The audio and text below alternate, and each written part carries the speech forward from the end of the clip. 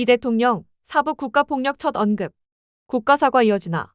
이후 에디터 김성진 기자. 대한민국의 빛을 밝히기 위해 가장 깊은 어둠으로 들어갔던 모든 광부들께 깊은 존경과 감사의 인사를 표합니다.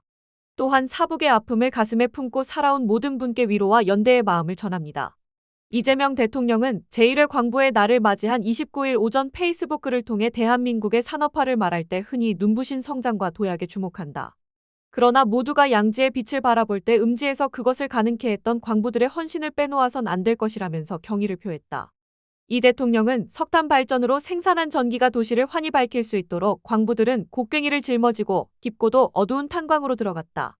그 덕분에 우리는 산업화의 결실을 누릴 수 있었다라면서 그러나 목숨을 걸고 산업화의 연료가 된 광부들에게 돌아온 것은 열악한 처우와 나아지지 않는 삶이었다고 개탄했다.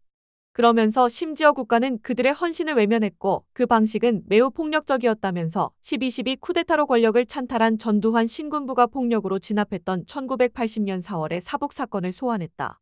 사북 사건은 그해 4월 21일부터 4월 24일까지 나흘간 강원도 정선군 사북읍의 동원탄자 사북광업소에서 광부들과 가족, 주민들이 어용노조와 열악한 노동 환경에 항거하며 일으킨 대규모 총파업 사태다. 특히 경찰의 유혈 진압 과정에서 경찰관 1명이 숨지고 광부와 가족, 주민, 경찰관 등 160명 이상이 중경상을 입었다.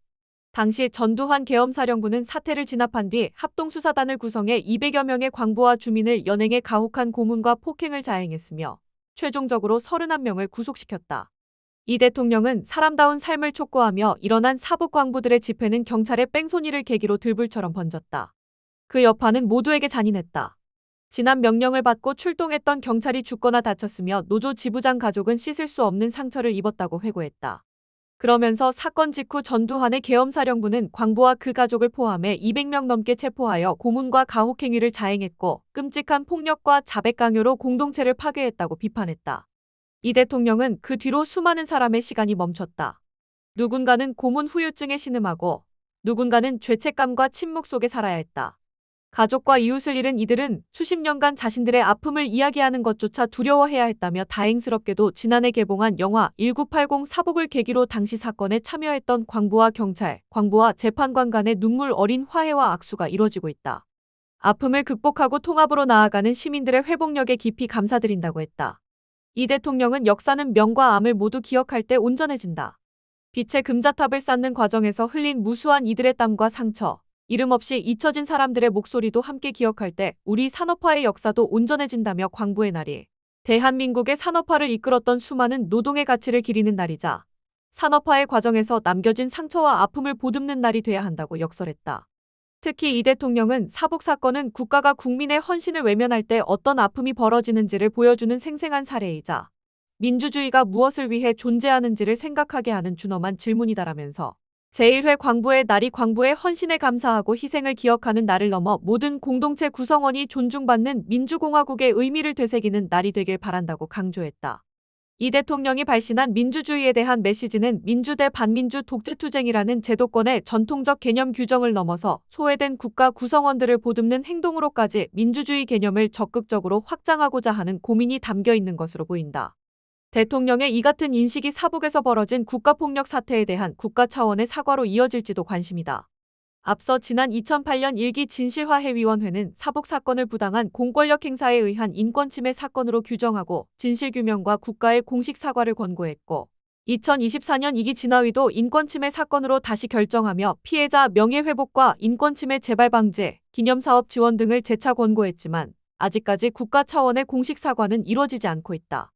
사북민주항쟁동지회는 앞서 지난 4월 21일 사북사건 46주년 기념식을 6월 이후로 연기했다. 정부의 공식 사과 미이행과 지방선거 영향 등이 이유였다. 지난해 45주년식도 정부의 공식 사과를 기다리며 연기한 끝에 11월 21일에야 열렸다. 이날 제1회 광부의 날을 계기로 이 대통령이 현직 대통령으로는 처음으로 사북에서 벌어진 국가폭력에 대해 직접 언급하면서 첫 공식 사과에 대한 기대감도 높아지는 분위기다. 청와대도 그간 국가 사과 요청에 대해 긍정적으로 검토한 것으로 전해진다. 지난해 영화 1980 사북을 관람한 사북 지역 학생들이 이 대통령에게 국가의 사과를 요청하는 편지를 보낸 데 대해 배진교 국민경청비서관은 청와대에서도 사북 사건에 대해 깊이 들여다보고 있으며 학생들이 원하는 소식을 곧 전해줄 수 있을 것 같다는 취지의 긍정적인 답변을 전한 것으로 알려졌다.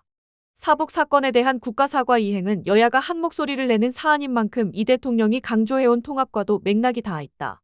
앞서 국회는 지난 4월 23일 본회의를 열고 1980년 사북 사건 국가사과 이행 촉구 결의안을 통과시킨 바 있다. 결의안은 강원동에 태백 삼척 정선을 지역구로 둔 국민의힘 이철규 의원이 발의했으며 이 의원을 포함한 여야 의원 73명이 동의했다. 국회는 결의안에서 정부를 향해 사북 사건의 국가폭력 피해자, 당시 노조 지부장 가족, 경찰 측 피해자 등에 대한 국가 차원의 진정성 있는 사과와 위로를 촉구한다며 정부가 피해자 명예회복과 기념사업 추진 등 진실화해 위원회의 권고를 성실히 이행하라고 촉구했다.